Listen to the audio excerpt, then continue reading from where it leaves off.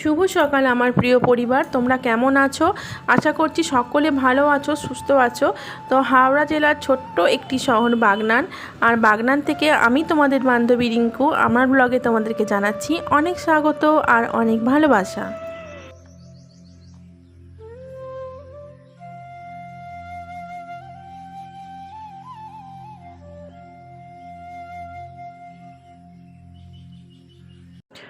তো সকাল সকাল বন্ধুরা ঘুম থেকে উঠেই করে নিয়েছিলাম দুজনের জন্য 2 কাপ চা। তো চা বিস্কুট খাওয়ার পর আমি চলে গিয়েছিলাম সোজা স্নান করতে। তো স্নান টান করে এসে জামা কাপড় এখানে কাচা হয়ে গেছে দেখলাম 1 বালতি ভর্তি। তো একেবারে উঠে চলে এসেছি 3 তলায়। তো 3 তলায় ঠাকুর ঘরে আমি এখন ঠাকুরকে সেবা দেবো, প্লাস জামা কাপড়গুলো মেলে দিচ্ছি। আর তারপরে ঘর ঝাঁট দেওয়া, ঘর মোছা, এগুলো তো সবই আছে, সবই আস্তে আস্তে করব। তো সকালে একবার হবার অপেক্ষায় বন্ধুরা, তারপর যে কিভাবে নিজেকে ঘড়ির মতন ঘুরোতে থাকবো তা আমি শুধু একমাত্র নিজেই জানি।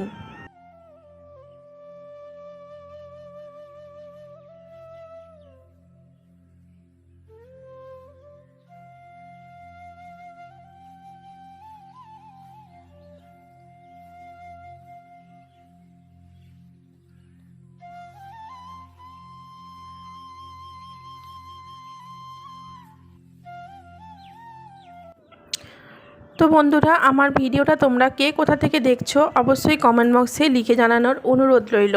তো ভালো লাগলে ভিডিওটি শেষ অবধি দেখবে, ভিডিওটি স্কিপ করবে না। তো ডেইলি লাইফস্টাইল ব্লগ যদি তোমরা ভালোবাসো অবশ্যই ভিডিওটিতে একটি করে লাইক করে যেও আমার সোনা বন্ধুরা। তো তোমাদেরকে অনেক ধন্যবাদ আমাকে এভাবে সাপোর্ট করার জন্য, আমাকে এভাবে ভালোবাসার জন্য, আমাকে এভাবে আস্তে আস্তে আমার লক্ষ্যে এগিয়ে নিয়ে যাওয়ার জন্য। তো আশা করব যতক্ষণ না লক্ষ্যে পৌঁছতে পারছি তোমরা আমার সঙ্গে অবশ্যই থাকবে।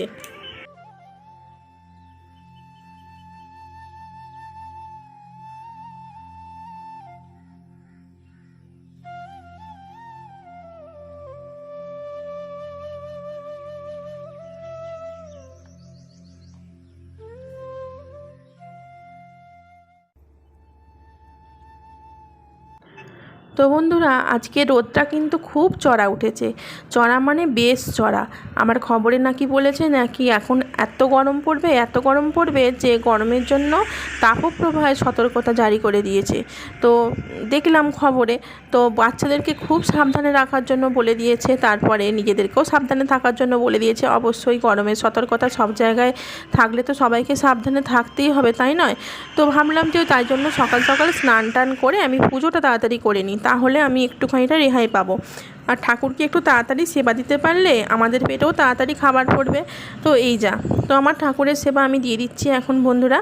তো চান টান করে ঠাকুরকে সেবা দিলাম, কিন্তু ঘরের কাজ এখনও হয়নি। তো ভাবলাম ঠাকুরকে আগে সেবা দিই, তারপরে ধীরে ধীরে আস্তে আস্তে ঘরের কাজকর্ম সবই করব।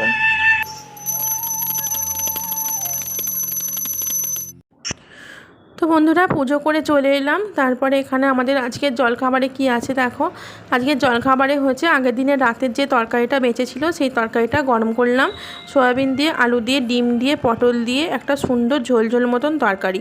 তো ডিমও ছিল দুটো, তো দুটো ডিম, একটা আমার বাবাকে, একটা তোমাদের দাদাকে দিয়ে দিলাম। তো ওদের জন্য মুড়ি বেড়ে দিলাম, তার সঙ্গে রয়েছে শসা, পেঁয়াজ, কাঁচা লঙ্কা, এইসব গুলো কুচিয়েছে তোমাদের দাদা, তো এটাও দিয়ে দিলাম ওদেরকে। তো ওরা এখন মুড়ি তরকারি এইসবগুলো খাবে, খাওয়া হয়ে গেলে আবারও ওদের জন্য চা করে দেবো। আর এদিকে আমার মেয়ে কিন্তু মুড়ি তরকারি খাবে না, ও কালকে থেকেই বায়না করে রেখেছে যে ওকে একটা ডিম টোস্ট করে দিতে হবে।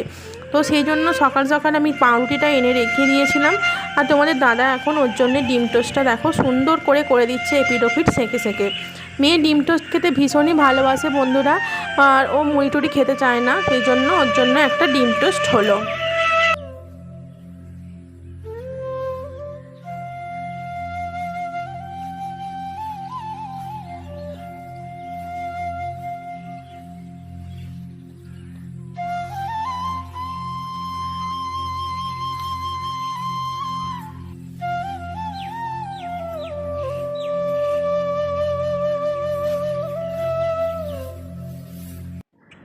তো বন্ধুরা, তারপরে আমরা খাওয়া দাওয়া করে নিলাম, আর খাওয়া দাওয়া করে এক বিন্দু সময় নষ্ট করিনি, চলে এসেছি রান্নার কাজে। তো আমার এপাশে ভিডিওর কাজও বাকি রয়েছে, তো আস্তে আস্তে সবগুলোই করছি। তো তো ভাবলাম যেহেতু আজকে খুব তাড়াতাড়ি চান পুজো টুজো হয়ে গিয়েছে, তো 10টা হিসাবে বাজে, তাই ডালটা ভাতটা একপাশে বসিয়ে দিই, আর বসিয়ে দিয়ে তারপরে আমি এপাশে ভিডিওর কাজগুলো খুব ধীরে ধীরে করতে থাকবো। তো ডালটা ভাতটা হতে থাকবে এপাশে, আর ডাল ভাত হওয়া থাকলে শুধু একটা তরকারি করতে বেশিক্ষণ যাবে না। আজকে কিন্তু মাছ টাছগুলো কিছু রান্না নেই, তো ডিম হবে, আর ডিমটা শেষের দিকে ভাজা করব। তো তার আগে আমি ভাতের মধ্যে দিয়ে দিয়েছি গোটা কতেক আলু সেদ্ধ, ছোট ছোট আলু একদম সেদ্ধ দিয়ে দিয়েছি, আর এই জন্য মুসুর ডাল পেঁয়াজ ফোড়ন দিয়ে করে নিচ্ছি। ডালটা সেদ্ধ হয়ে গেছে, ডালটা এবার ফোড়নে দেবো। আর তোমার করব হচ্ছে গিয়ে একটু ঢ্যাঁড়স আছে, ঢ্যাঁড়স দিয়ে আলু দিয়ে একটু তরকারি করে দেবো, আর ডিম ভাজা করে দেবো। আর কালকের মাছের ঝোল রয়েছে, সেইটা একটু গরম করব। তো এই যা আজকে রান্নাবান্না খুব হালকা এবং সিম্পল রান্নাবান্না, তাই আমার করতে কোনো অসুবিধা নেই, কারণ এই হালকা পাতলা রান্না করতে গেলে আমার অতটা কষ্ট হয় না। এই মাছ টাছ অনেক কিছুর মাংস টাংস রান্না করতে গেলে আমার একটু প্রবলেম হয়। তো যাই হোক, এই সব রান্নাপাতি করে মেয়েকে নিয়ে বেরোবো নাচের ক্লাসে, সেটা বিকেল 5টা থেকে, ঠিক আছে? তো চলো বন্ধুরা, তার ফাঁকে ফাঁকে কী কাজ আছে দেখি, সেই কাজগুলো সব করে নিই।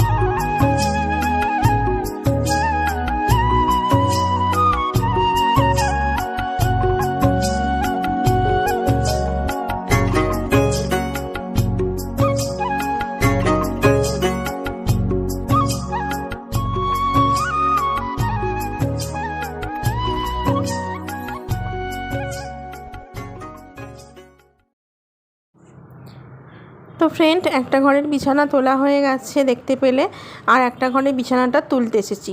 তো এই ঘরের বিছানাটা প্রত্যেক দিন আমার মেয়ে এত নোংরা করে ফেলে, পেন্সিল ছুলে রেজার রেখে, তারপর ওর সমস্ত পড়ার যাবতীয় যা কিছু সব এই বিছানাটার মধ্যে। আবার দেখি না কখনো খেলনা মাটি নিয়ে এসেও বিছানার ওপর তুলে খেলতে থাকে। তো যার জন্যে বিছানাটা মানে এত নোংরা করে রাখে না, তোমাদেরকে কি বলবো। এরকম নিচের ঘরটা খুব নোংরা করে রেখেছে, তবু নিচের ঘরটা আমি খুব ছাড়া পরিষ্কার করি, অতটা ঘন ঘন করি না, কিন্তু তো এই বেডরুম দুটো তো আমাকে সব সময় পরিষ্কার রাখতে হয়। তো যাই হোক, ওই ঘরের বিছানার চাদরটা তুলে ঝেড়ে পরিষ্কার করে সব কিছু নতুন করে পেতে দিয়ে চলে এলাম। আর এখন কিছু জামা কাপড় আছে দেখতে পাচ্ছি বিছানার ওপরে ছিল, সেই জামা কাপড়গুলো সব ভাঁজ করে রাখলাম। তো আমার ওড়না, মেয়ের গেঞ্জি, নাচের, তো এইগুলো সব রয়েছে। আর এখানে টেবিলে কয়েকটা ফাঁকা বোতল রয়েছে, ফাঁকা বোতলগুলোতে একটু পরে জলটা ভরবো, খাবার একটু আগে। তো আমি আগে টেবিলগুলো মুছে পরিষ্কার করে নিই। টেবিলে এত ধুলো কোথা থেকে আসে কে জানে। তো ঘরের মধ্যে টেবিল থাকলে না, কোত্থেকে হাওয়ায় এত ধুলো ভেসে আসে। তো যাই হোক, টেবিলটা কিন্তু কভার পরানো নেই, টেবিলটা বেশ সুন্দর দেখতে লাগে, যার জন্য আমি কিন্তু কভার দিইনি। তো আমাকে দিতে বলেছিল কভার আমার মা অনেক করে, যে কভার দিয়ে দিলে টেবিলটা নষ্ট হবে না। তো যেহেতু কাঁচের টেবিল, আমি আর কভার লাগালাম না বন্ধুরা, এমনি দেখতে সুন্দর লাগে। আর এখানে ঘরটা ঝাড়ু মারবো এখন, কারণ ঘরটা না ঝাড়ু মারলে ঘরটা মুছতে পারবো না। তো চলো বন্ধুরা, ও পাশে ভাতটা ডালটা কিন্তু আমার হয়েই গেছে, দেখতেই তো পেলে। আর সবজিটা কাটবো এখনও, তো সবজি কাটবো, বাসন তুলবো, এগুলো সব তুলবো। আগে ভাবছি যে ঘরটা ঝাড় দিয়ে মুছে নিই, কারণ বেলা হয়ে যাচ্ছে, 11টা বেজে গেছে। আর এবার যত বেলা করবো তত রোদের তাপটা বাড়তে থাকবে। তো আজকেই আবার দেখছি যে ভোল্টেজটাও একটু দপদপ মতন করছে। বেশি ভোল্টেজ দপদপ করলে আবার কাজ করতে অসুবিধা হয়। তো চলো এখন ঘরদোরগুলো মুছে নিয়ে রান্নার কাজে যাই। তো এখানে চায়ের কাপগুলো সব জায়গাতে তুলে রাখছি। আমার নয়, অনেক কাপ আছে বন্ধুরা, বুঝলে তো। আমরা না ভিন্ন ভিন্ন কাপে পাল্টে চা খেতে ভীষণ ভালোবাসি। তো অনেক রকম কাপ রেখেছি ঘরে চা খাওয়ার জন্য। তো সেই কাপগুলো দেখো এক চুবড়ি ভর্তি হয়ে গেছে। তো কাপগুলোকে আমি রেখে দিয়ে রান্না করে নিয়েছি। তো তারপরে তোমাদের সঙ্গে আর কোনো ভিডিও শ্যুট হয়নি, কারণ কারেন্টটা একটু গন্ডগোল করছিল, তো গরমও হচ্ছিল, যার জন্য আর ভিডিও সেরকম শ্যুট করতে পারিনি। তো চলে এসেছি একেবারে ডিরেক্টলি সন্ধেবেলায় তোমাদের সঙ্গে। তো নাচের ক্লাস থেকে এলাম প্রায় 7টা বেজে গিয়েছে ঘড়িতে। তো 7টার পর ক্লাস থেকে এসে তো আর পা চলে না, হাত চলে না, তো যাই হোক সন্ধে টন্ধে দিয়ে এসে এখন করে নিচ্ছি 3 জনের জন্য 3 কাপ চা। আমার বাবা, তোমাদের দাদা আর আমি 3 জনে এখন গরম গরম চা খেয়ে নেবো। চা খেয়ে আমার অনেক কাজ আছে, সেই কাজগুলো একদম পার্ট বাই পার্ট সারতে থাকবো। 5-6 মেয়ে স্কুল থেকে নয়, অনেক বইপত্র পাঠিয়েছে আজকে। তোমাদের দাদা স্কুলে গিয়েছিল, তো ওর ক্লাস KG 2 এর রেজাল্ট আনতে, বই আনতে, এই ক্লাস 1-এর বই আনতে, আর KG 2 এর রেজাল্ট দিল, ক্লাস 1-এর বই দিল, খাতা দিল, ড্রেসটা এখনও দেয়নি, ড্রেসটা কালকে স্কুলে গেলে ওর মাপ করে দেবে, এইসবগুলো দিল। তো তারপর দেখো গোটা বই টই ছড়িয়ে ছিটিয়ে একদম গোটা খাটময় হয়ে রয়েছে। তো বইগুলো ওকে গুছিয়ে বুঝিয়ে দিতে হবে, প্লাস মলাটও দিয়ে দিয়েছে। মলাটটা আমি কিন্তু করতে পারবো না এখন, মলাটটা তোমাদের দাদা সময় পেলে একটা একটা বই করে করে ওকে মলাট করে দেবে। তো মলাট আমি করতাম আগে, যখন আমার বড় মেয়ে ছোটো ছিল তখন একটু আধটু মলাট করতাম, এখন একদমই আর করতে পারি না। মলাট যেন ঠিকঠাক ভাঁজ পড়ে না। তোমাদের দাদা খুব সুন্দর মলাট করতে পারে, তো সুন্দর করে মলাট করে দেবে। আর খাতাগুলো দিয়েছে, খাতাগুলো সব নাম লিখে পাঠাতে হবে। তো খাতাগুলোর নাম আমি লিখে দিচ্ছি মার্কার দিয়ে। আর এই মার্কারটা না খুব মোটা, সরু মার্কারটা এখন কাছে নেই আপাতত, এই মোটা মার্কারটা দিয়েই নামটা মেয়ে লিখে দিচ্ছি, কি নাম, তারপরে কোন ক্লাস, কি সাবজেক্ট, এইসবগুলো আমি খাতার পাই টু পাই লিখে দেবো, তারপরে ও স্কুলে নিয়ে যেতে পারবে। তো যাই হোক, কালকে থেকে নতুন স্কুল চালু হবে আমার মেয়ের। তো ক্লাস 1-এ উঠে গেল, নতুন স্কুলে যাবে, নতুন ব্যাগ, নতুন বই, নতুন সব কিছু নিয়ে। তো ওর জন্য নতুন ব্যাগও কিনে নিয়ে এসেছি আজকে একটা, নাচের ক্লাস থেকে আসার সময়। তো এইসবগুলো গুছিয়ে দিতে দিতে না অনেকটাই সময় লাগবে, বুঝলে তো। হতে পারে ক্লাস 1, কিন্তু ওদের এত বই দেখো, অনেকগুলো বই, আমি গুনে শেষ করতে পারিনি এতগুলো বই। ইংলিশের 2টো বই, বাংলার 2টো বই, হিন্দি, কম্পিউটার, তারপরে পরিবেশ পরিচিতি, তারপরে সায়েন্স, এইসবগুলো দিয়ে না অনেক অনেক বই করে দিয়েছে, বুঝলে তো। তো এখনও মানেই বোঝে না, তো এতগুলো বইও ব্যবহার করবে কি করে।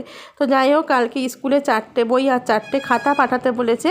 তো সেইগুলো আমি একদম গোছ করে করে ওকে ব্যাগের মধ্যে ভরে দেবো, আজকেই রেডি করে রেখে দেবো, যাতে কালকে সকালে উঠে আমাকে এইগুলো রেডি করতে না হয়।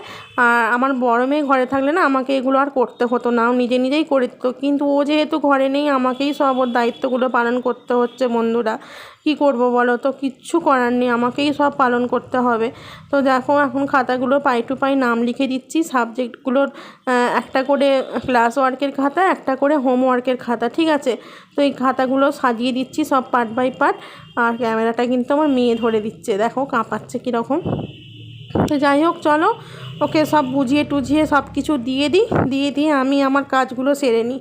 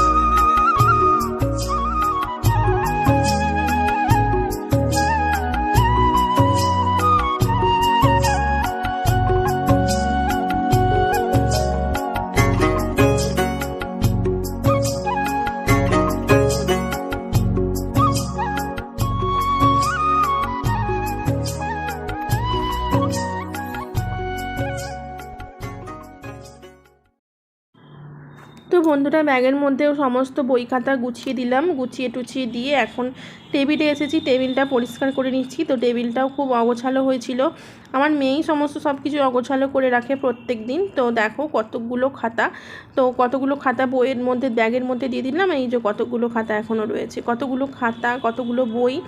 আর ওর দিদিমণি কালকে থেকে মানে আগামীকাল থেকে পড়াতে আসবে। তো আজকে আসার কথা ছিল, আজকে ফোন করে বলল আজকে যাবে, আজকে আসবে না, পরের দিন নেক্সট দিন থেকে পড়াতে আসবে। তো পড়াতে আসলে আমি একটু শান্তি পাই বন্ধুরা, কদিন না খুব ও ছুটোছুটি দৌড়াদৌড়ি করছে আর কি, কথা শুনছে না। যাই হোক মানে আমাদের কথা তো একদম শোনেই না। যাই হোক পড়তেও বসে না, বই ছিল না বলে পড়তেও বসলো না। তো যাই হোক বই এসে গেছে, এখন থেকে ওর পড়াটা ভীষণ চাপ, মানে ভীষণ চাপের একটা ব্যাপার ওর মধ্যে চলে আসছে। প্লাস ওর নাচ টাচগুলো আছে, ও নয় একদম পুরো পার্ট বাই পার্ট না, ওর খুব মানে চাপের মধ্যে পড়ে গেল আর কি।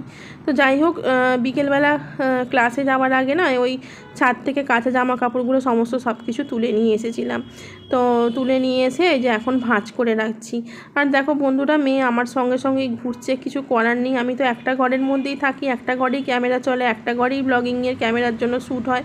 তো মেয়ে ঘুরছে, জানি না কমেন্টস বক্স আজকেও অফ করবে নাকি। তো বাচ্চাদের দেখালে বেশি কমেন্টস বক্সটা ওই জন্য অফ করে দিচ্ছে।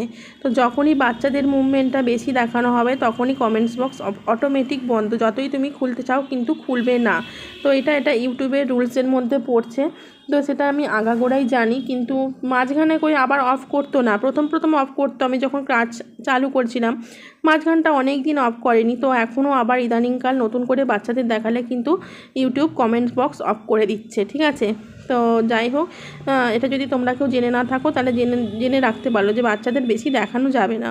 কিন্তু কিছু করার নেই, বাচ্চাদের নিয়েই তো মায়েদের সব কিছু। আমাদের তো না চাইলেও ক্যামেরার মধ্যে চলে আসে নাচতে নাচতে, কখনো সামনে কখনো পেছনে, কিছু করার নেই। কমেন্টস বক্স অফ করলেও আমার আর কিছু করার নেই। তো যাই হোক কাজ সমস্ত গুছোনো হয়ে গেছে, এখন ঘরটা ঝাড় দিয়ে সুন্দর করে পরিষ্কার করে নিলাম। তো এখন বাসন টাসনগুলো তুলে নেবো আর ভিডিওটাও শেষ করে দেবো। তো চলো বন্ধুরা আজকের মতন এখানেই রাখছি, দেখা হচ্ছে আগামীকাল নতুন আরও একটি ভিডিওতে। তোমরা খুব ভালো থেকো, সুস্থ থেকো, আর আমার ভিডিও দেখার জন্য তোমাদেরকে অনেক অনেক অনেক ধন্যবাদ।